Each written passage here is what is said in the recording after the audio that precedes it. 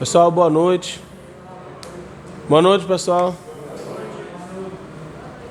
Hoje a disciplina vai ser lógica de programação. Alguém aqui já ouviu falar de lógica de programação? Tem ideia do que seja? Alguém quer falar? Tem resposta certa e errada não, tá? E aí? Basicamente a gente transformar Um por vez. Okay. Basicamente a gente transformar nosso jeito de falar em uma linguagem que o computador entenda para traduzir e executar comandos. Isso, traduzir a nossa forma de falar. Uma língua que o computador entenda e possa assim executar comandos. Isso. E aí? Alguém mais tem alguma outra definição? Já definiu bem, né? A lógica de programação é basicamente o que o André falou, porém a gente tem que fazer tipo um passo a passo. Um passo a passo. Como é que eu vou fazer isso, como fazer isso, assim, fazer um passo a passo bem detalhado. Como se um passo tivesse, de uma certa forma, conectado com a outra etapa, isso. Justamente, aí depois que você faz esse passo a passo todinho, o que você quer executar, aí você vai procurar os comandos que você vai usar, o programa, Isso. a funcionalidade, a ferramenta. Isso. Então, como é seu nome? André falou que é basicamente... Viu, pessoal? Ó, André falou basicamente que lógica de programação é você transformar a sua linguagem em uma linguagem que o computador entenda. Gemerson falou que é um passo a passo, onde esses passos eles estão, de uma certa forma, correlacionados entre si, não é? Você levantou a mão também, não foi? Complementar dele aí, que no caso ele falou como se fosse o algoritmo, né? Que é a receita para que esse computador, esse software possa executar esses comandos. Isso. Uma receita que o software possa executar esses comandos. Então, assim, basicamente, né, vocês definiram bem, tá? A lógica de programação. Agora eu queria fazer outra pergunta para vocês. Deixa eu ver, temos uma, duas, tem ainda outra, não é? Outra mulher que ainda não chegou. Mas vocês já fizeram bolo? Já fizeram bolo? Bolo.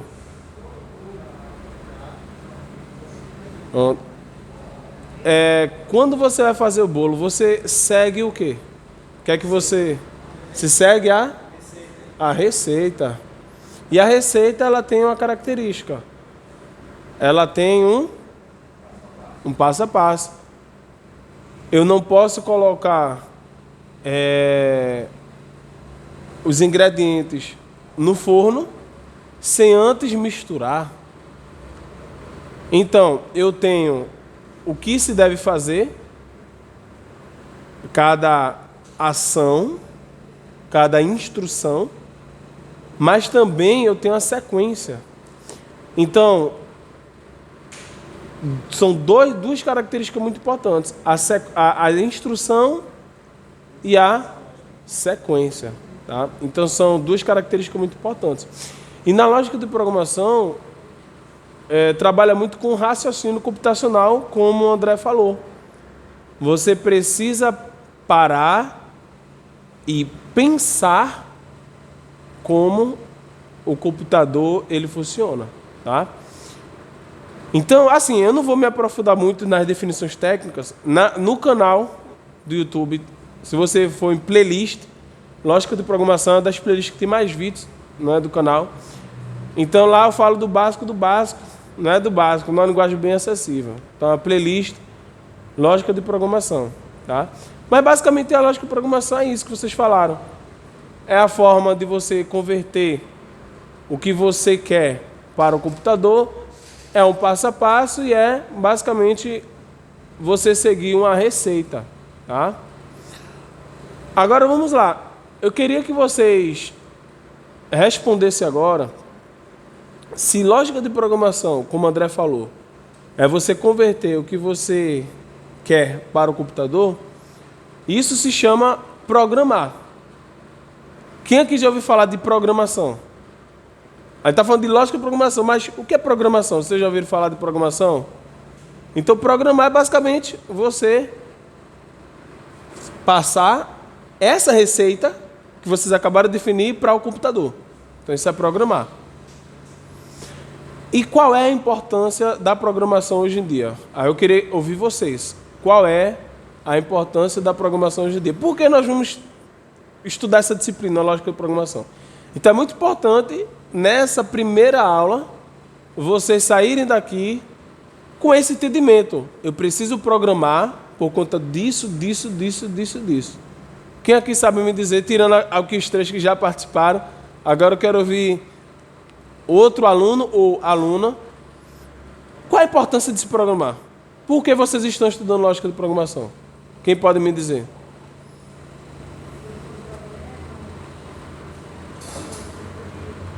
Quem está falando aí? Ah, sim. Resolver problemas, a tecnologia.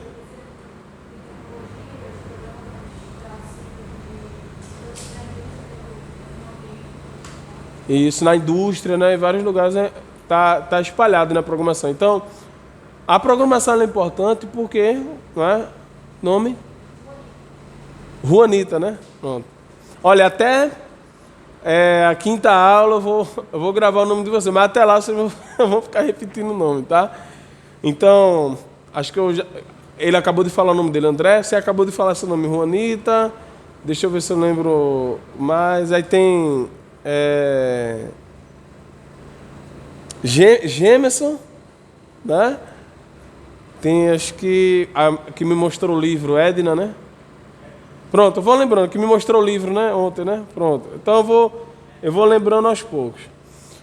Então, assim, a importância da programação, hoje em dia, as empresas, elas não querem os profissionais que fazem apenas o trabalho manual.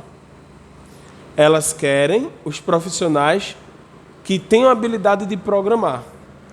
Então, se nós não estivermos inseridos nesse contexto, principalmente nós.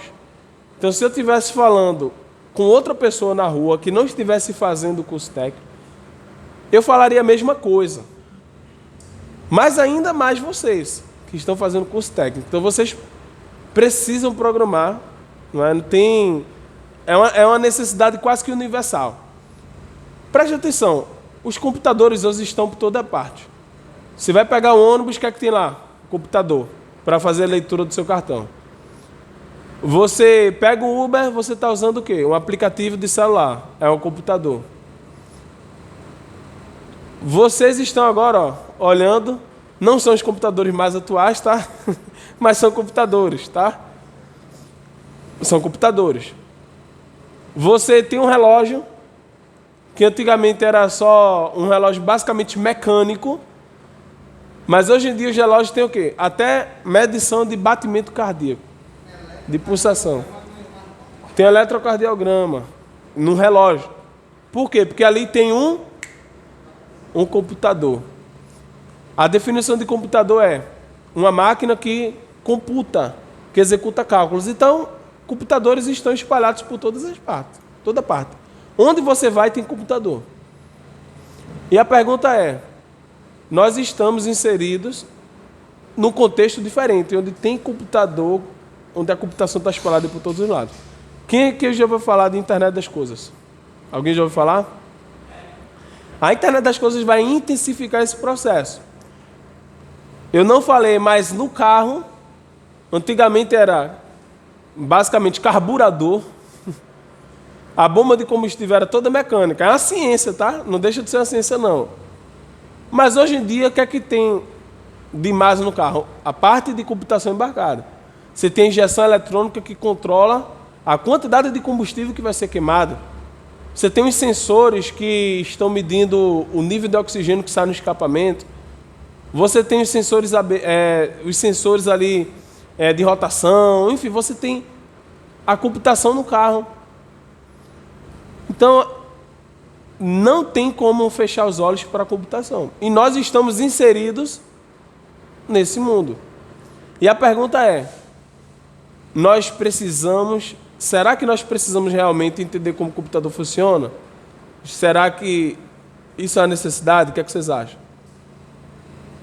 Se nós estamos inseridos num mundo tão digital, acessando o celular, acessando o computador, você acessa um site, você usa um aplicativo, você usa um cartão Vem para passar no ônibus.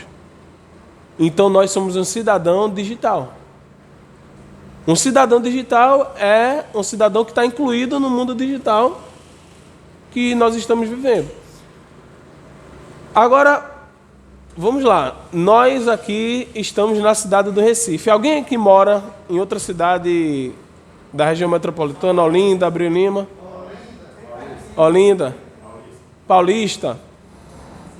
Recife. Igaraçu. Aqui. Paulista. Então vamos lá. Vocês que moram em Recife são cidadãos recifenses, não é?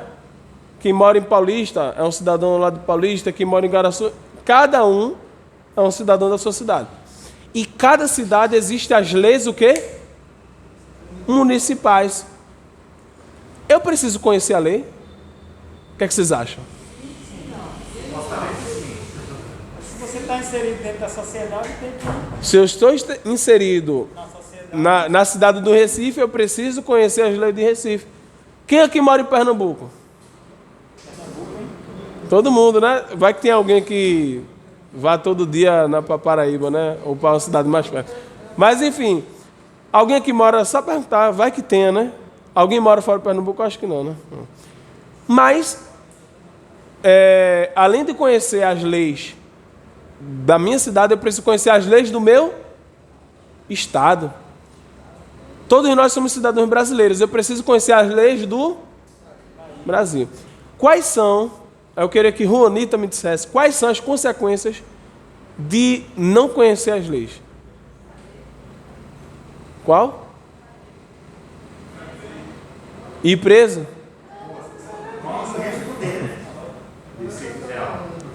Corre o risco de ser preso. Você pode não saber as leis, mas você pode... E você não pode, mesmo sem saber as leis, infringir, né? Isso, mesmo sem conhecer as leis, eu posso infringir. E aí existem as penalidades. O que é que isso tem a ver com lógica de programação? Nós estamos inseridos em um mundo digital. Quando você acessa a internet, quando você coloca os seus dados em algum lugar, você está em contato com o mundo digital. E se nós não conhecermos as leis do mundo digital, nós podemos sofrer as consequências. Se você, por exemplo, está andando numa cidade que você não conhece uma rua, você pode ser assaltado. Se você não conhece como é a estrada e estiver dirigindo com o carro, você pode sofrer um acidente. A mesma coisa, o mesmo raciocínio se aplica ao mundo digital. Nós estamos inseridos e precisamos conhecer como funcionam os computadores. Porque senão, é uma frase, né, muito conhecida na tecnologia. Se você não programa, você será programado. Se você não programa, você será programado. E assim, isso é claramente, né, óbvio quando nós quando nós analisamos que existem hackers que muitas vezes enganam as pessoas, roubam os dados das pessoas. Então eu preciso conhecer. Então programar é necessidade universal. Assim como português. Quais são as pessoas que precisam aprender português?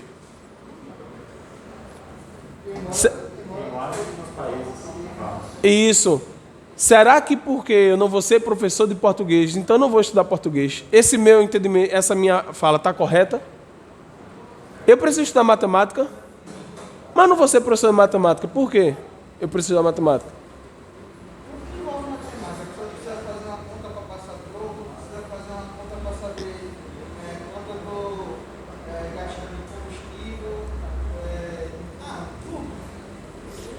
Tá vendo? Então, assim, tudo você precisa de português, de matemática.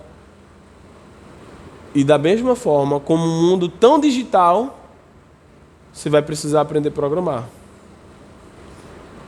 E programar a nova alfabetização. Se você olhar as empresas, eu lembro que há 20 anos, não é? Quem é um pouco mais experiente vai entender o que eu estou falando. Há 20 anos, um curso de informática era o diferencial. É ou não é?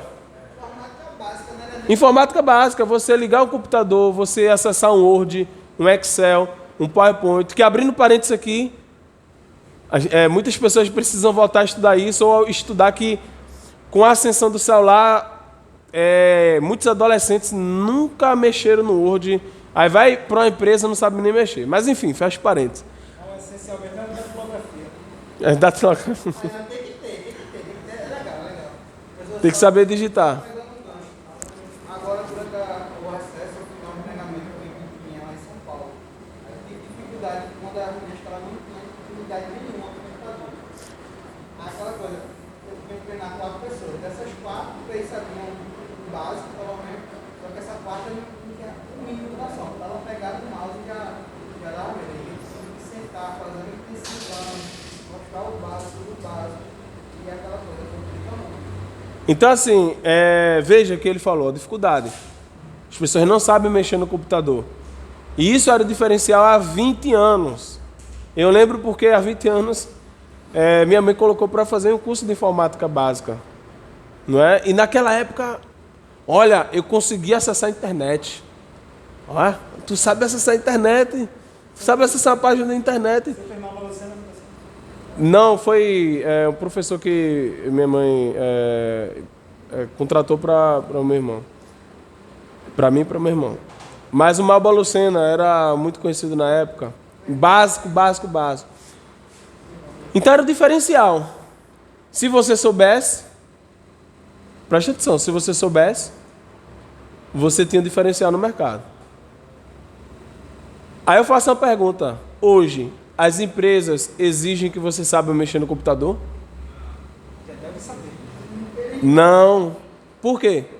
Porque já é pré-requisito básico, né? É de português e matemática. Nenhuma empresa vai estar dizendo precisamos de pessoas que saibam ler, que saibam somar, que saibam subtrair. Ela não vai colocar isso. Da mesma forma que ela não vai colocar, precisamos de pessoas que saibam ligar o computador, acessar a internet. Ela não vai colocar isso. Mas, se você não souber, você é considerado um analfabeto funcional.